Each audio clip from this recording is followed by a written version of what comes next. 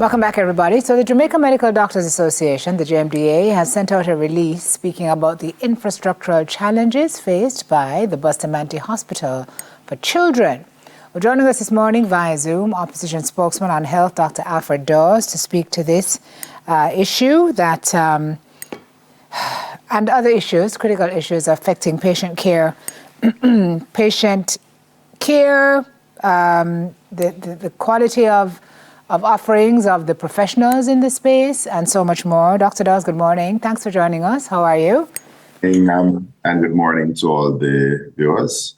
Yes. Thanks for having me. So this release came out of a situation where we had spinal surgery for an 11-year-old diagnosed with scoliosis, which had to be put up because of the challenges with one of the operating theaters at the hospital. First, let me get your reaction, your feedback of that issue, and then we can jump off from there.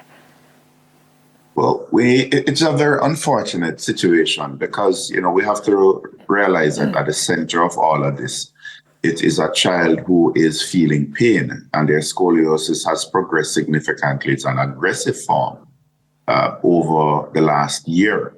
Unfortunately, we're only looking at the one child whose mother has gone public. There were 5 other children whose surgeries were canceled because of the issues with equipment. And it is an unfortunate situation because the mission team, they would have brought down not just the experts to perform the surgery and the aftercare, but millions of dollars worth of equipment. So this is something that would not have cost the families anything. Now we're left in a situation where we have the families now, well, at least one family. The rest are just not mentioned at all in the scramble to fix this situation. But we have one family now that has to deal with the up and down. They have to take time off from work, and they're just getting pushback after pushback because it was initially announced the surgery would be done the next day, then next week. And I can promise you it's not going to be done this week or anytime soon because there are a lot of logistics that have to be coordinated in order to have such a complex procedure done. This is further compounded by the fact that as far back as August 26th, it was known that Bustamante Hospital was operating in emergency mode because of the infrastructural issues. And what that means is that their output for surgeries, they were doing about 20% of their usual number of surgeries. And these are usually the shorter duration surgeries. So it's an entirely avoidable situation, and it speaks to a lot of issues that are taking place in the healthcare sector, widespread, and it's not just confined to Bustamante Hospital, where the blame is being laid at the feet of the administrators and the doctors. So where do we lay the blame, Doc? Because I know that as minister, a lot of people say, well, the Ministry of Health, but what about the regional health authorities? What is their part in ensuring that the infrastructure is in place and that it's constantly maintained in the hospitals? Well, the regional health authorities, they serve at the pleasure of the Minister of Health. The buck ultimately stops with one office. And the truth is that unless we are serious about accountability among those who put themselves forward to serve, and accountability in persons who are paid to get certain things done, we can't accept the good when things are going great and we're seeing record numbers of surgeries, or we're seeing facilities upgraded, without accepting the bad. Because when something bad happens, it's not to dish it off on someone else, but then when something is of PR value, we hug it up and say this is an accomplishment for the government. The minister says it's systemic defects that are behind the ills affecting the hospitals. How do you respond to that? Well, I agree, and I'll go further and name those systemic effects. We mentioned the lack of accountability, but a big one is the maintenance of equipment has not been prioritized over the years. So you'll buy equipment, and in the case of Bustamante Hospital, you buy equipment, the air conditioning units 10 years ago, and you don't have a preventative maintenance program. in place. And as a result, it's bound to break down. Victoria Jubilee have a new AC unit, 5 years, no maintenance.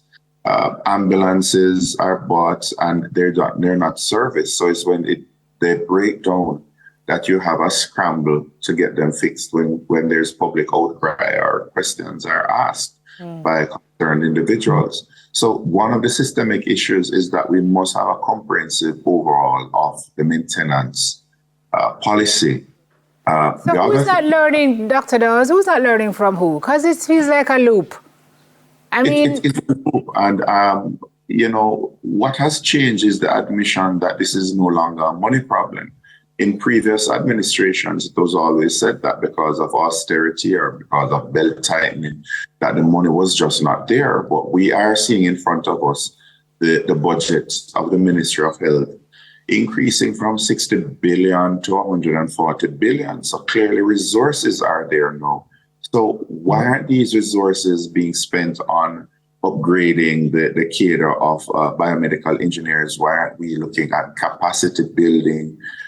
Why don't we have the HFMU, which is tasked with maintenance of equipment for the island? Why isn't that being staffed properly and given clear mandates rather than being gutted? And do you have answers to those questions that you just asked?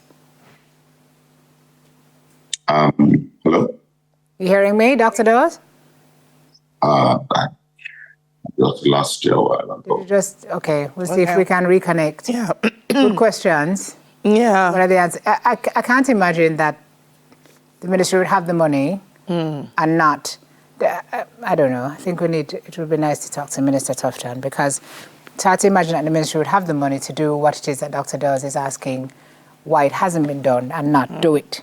Especially Well, that's why I asked the question in terms of the structure. I'm not au fait with it, but in terms of the decision-making structure, he's back with the regional health authorities. That does the request come from them, and then it is approved by the minister. I don't think the minister can walk in and. So I just wanted to know. But Dr. Dawes, Simone had asked, you know, those questions that you were asking, the last set of questions. What are your solutions to those questions? What are your answers? Well, we have to increase the capacity of in-house maintenance. This is not something that can just be simply outsourced as is being proposed now, and that's the end of it. Also, we, and steps I understand are being taken, too little, too late, but the fact of the matter is that any purchase of equipment must come from reliable suppliers. And not just that, but the specs have to be vetted by a technical team, a procurement team that is only tasked with looking at whether or not we're getting value for money. Because in many instances, it's cheap equipment that is being bought and sold at high markups, and they go down in no time at all. So we have to get preventative maintenance up and going, and then we have to have technical experts form a part of the procurement teams or review the decisions of the procurement offices across the island and say, yes, this equipment, it's worth the money, or this equipment is just garbage and we're overpaying, so let's go back to tender.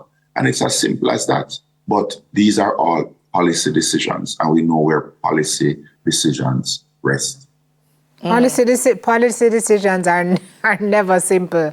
When you say it's as simple as that, it sounds like a paradox to me, because usually that's where we get caught and stuck. It's simply the stroke of a pen, but the hard part is the political will. Okay. All right. Got you, Doc. Thank you so much. More none. We listen to see and to hear. It's important. It's our medical system, and I do believe that everybody involved does want to see the best. So let's see if we can work this out and make sure that, you know, Jamaicans are able to continue to access great health care in our country. Thank you so much for speaking with us. Thanks for having me. Opposition spokesman on health, Dr. Alfred Dawes. Still to come, our design diva is taking center stage. First, though, News in 5, second edition is up now.